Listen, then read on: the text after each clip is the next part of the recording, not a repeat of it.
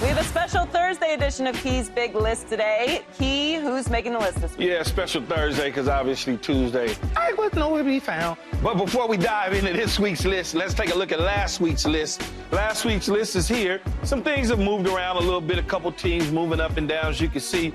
But it's not the end be all, so don't panic. Let's move on to this week's list. Now, when you talk about this week, let's start at number 7.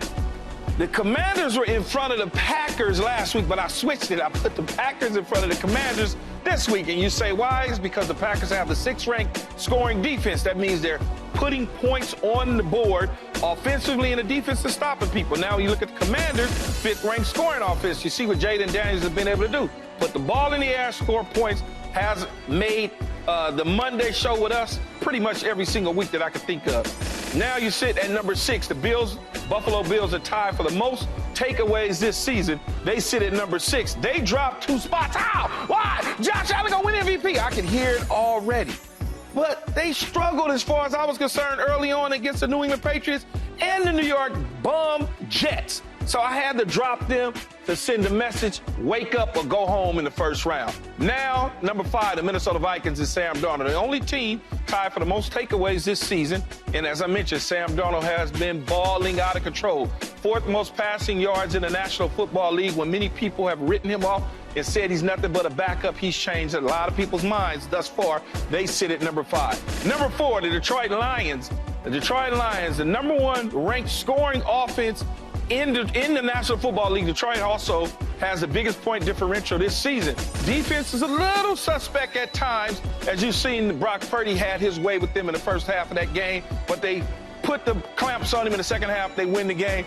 They moved a little bit up from where they were at 5 last week to number 4. Number 3, the Baltimore Ravens has the number 1 ranked total offense. They also can score, but they also can get after the quarterback. And you look at them and you look at what Lamar Jackson has been able to do, putting the ball in the air. So what that means is teams have to now drop back their quarterback and play catch-up, and their defense is sacking the quarterback at an alarming rate this season. Number 2, the Philadelphia Eagles. The Philadelphia Eagles have the number 1 ranked rush offense. Saquon Barkley, we talked about the rushing record a minute ago. A lot of that goes to him, even though Jalen Hurts can also run the football as well. They have the 1st ranked total. They number 1 in ranked defense in the National Football League.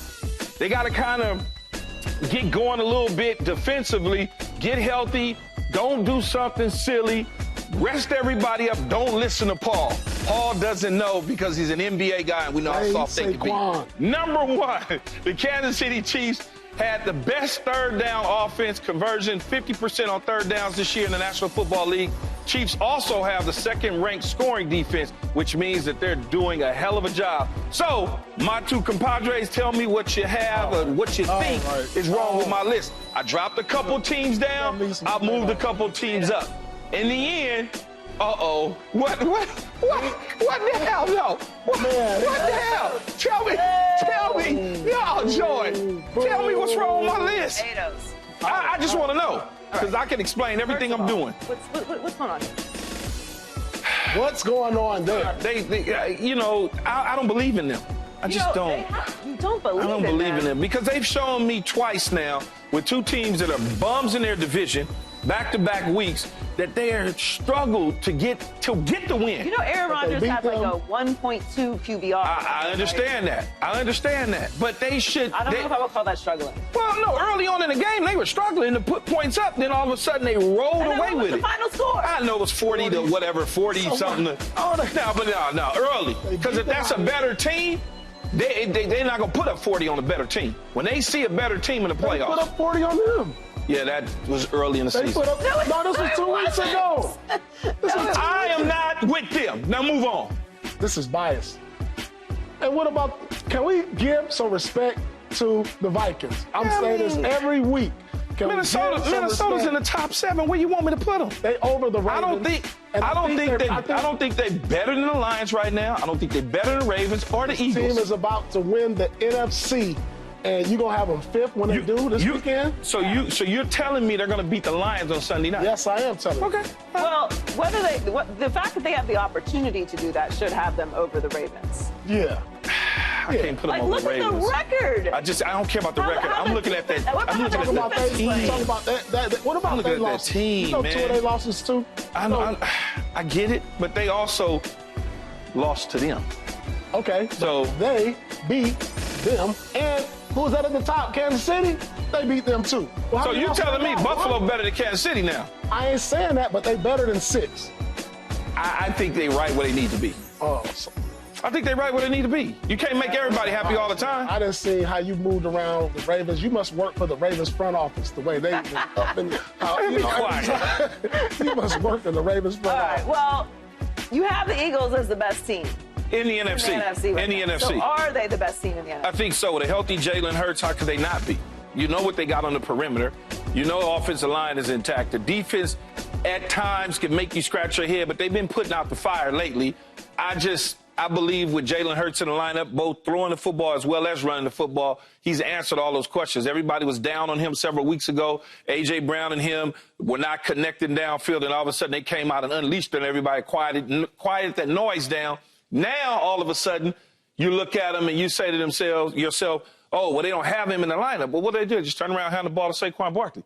And then they went on and steamrolled the Dallas Cowboys by doing that. Awful watch. Are they the best team in the NFC?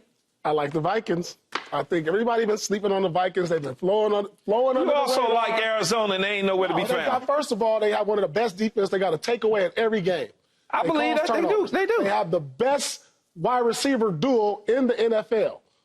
Yeah, I would say pretty Right? close. Nah, pretty close. Cincinnati with a healthy T. Higgins, I'll take them a little bit. Addison The Eagles and have a pretty Jefferson. good duo as well. Yeah, the Eagles got a pretty good duo. But, yeah, you're on to something there. You know what I'm saying? So, like, it's Sam Darnold. That's supposed to be your guy. He's fit. I know. Damn, Paul, when you want me to But you play? don't believe in him.